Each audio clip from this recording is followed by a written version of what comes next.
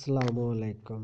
احادیث نبوی ہے کہ حضرت عائشہ صدیقہ رضی اللہ تعالیٰ عنہا سے نقل کی، آپ نے فرمایا کہ ایک شخص حارث بن ہشام نامی نے ان حضرت صلی اللہ علیہ وسلم سے سوال کیا تھا کہ حضور صلی اللہ علیہ وسلم آپ پر وحی کیسے نازل ہوتی ہے؟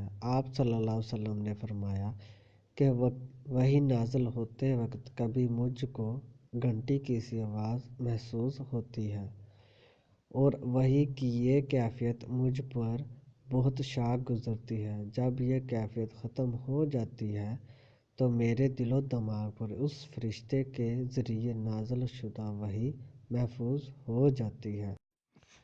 اور کسی وقت ایسا ہوتا ہے کہ فرشتہ بشکل انسان میرے پاس آتا ہے اور مجھ سے کلام کرتا ہے، بس میں اس کا کہا ہوا یاد رکھ لیتا ہوں۔ حضرت عائشہ رضی اللہ تعالیٰ عنہا کا بیان ہے کہ میں نے سخت کڑاکے کی سردی میں ان حضرت صلی اللہ علیہ وسلم کو دیکھا ہے کہ آپ صلی اللہ علیہ وسلم پر وحی نازل ہوئی، اور جب اس کا سلسلہ موقوف ہوا تو آپ صلی اللہ علیہ وسلم کی پیشانی سینے سے شرابور تھی۔